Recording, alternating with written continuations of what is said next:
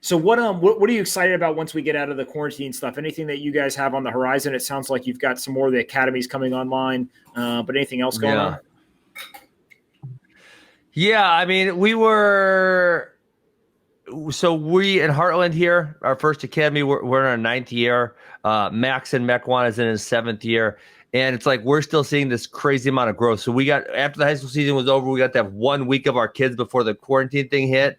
And it was like, dude, we see so many new faces. People are getting excited about it. So our businesses, and wrestling is what I love. We're going to new levels, and we're really excited about that. And so the fact that we had to shut it down was really, really depressing.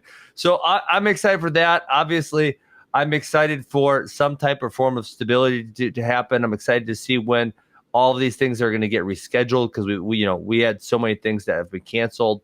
And so it's like we're in this crazy time right now where we don't know when this is going to end. We don't have any answers. We don't know when anything's going to get rescheduled or anything like that. So it's just, I think I, like other people, are excited for some stability to come back into our lives. Yeah. Where's the interest in wrestling coming? Is it a lot of young kids who watch like UFC and they want to get into it, or they actually see the wrestling and want to do wrestling, not so much UFC in the future?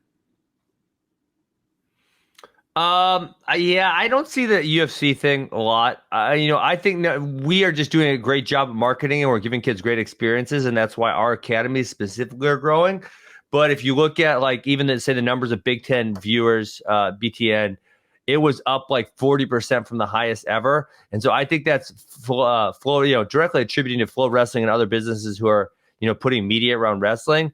When I was a kid, or even when I was in college a decade ago, you couldn't really watch live wrestling anywhere. And now with all the live streaming solutions, you're able to watch pretty much anything that you want to watch. And so it enables people to actually be fans. When you or I were kids, I think you're a couple years younger than me.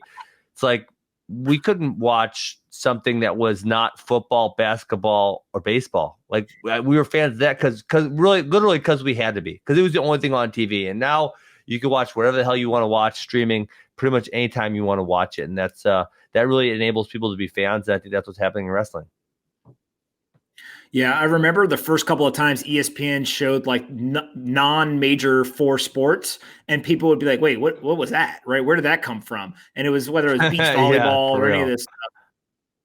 But they started to incorporate some of the other stuff, and then even like the Little League World Series, right? When they started to kind of same sport, but just get outside of the professional and college levels, I think people paid attention. And now, what's crazy is I saw that I think this past year, LeBron James and Dwayne Wade's sons, they play at Sierra Canyon High School. They had more nationally televised games than Golden State Warriors.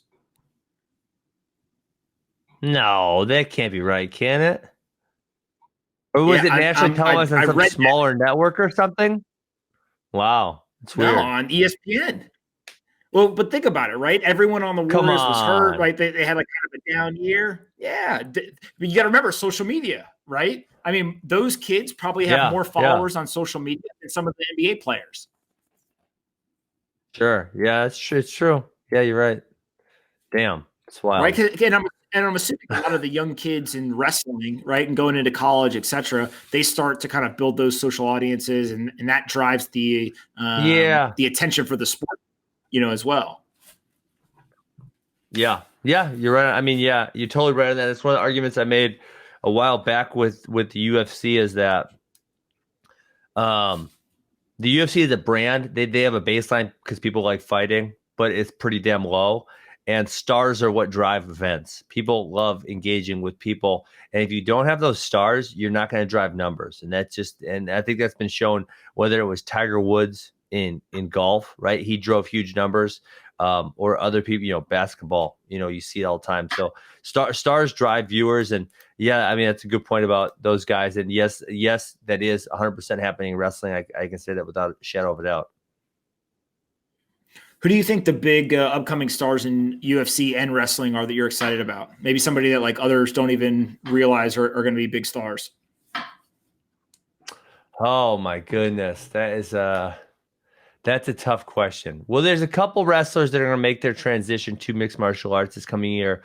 Bo Nickel and Anthony Cassar. They're the only ones who have publicly stated that that is their goal. I think they're both going to be really, really good at what they do. And, you know, I think we'll see even more in the future where people in wrestling are going to go earlier and earlier towards giving their intentions to do mixed martial arts as they get out of college and out of wrestling. Yeah. How hard is it as an athlete to go from, pure wrestling, kind of Olympic style and collegiate, et cetera, to the actual mixed martial arts where they're striking and kind of the stand-up game, et cetera? Is it really that hard? No, it's easy. It's freaking easy. Most people who like wrestling are very combative. They don't mind, getting hit or getting struck. And sometimes when you shoot in wrestling and you hit either a knee or a hip when you're taking a penetration, man, that's worse than anything. That is like you catch a hip right to that like eye right there. It was terrible. And so, I think people, people going from wrestling to mixed martial arts, you very, very rarely see a guy who's a high level wrestler who does not have success in mixed martial arts. It's almost unheard of.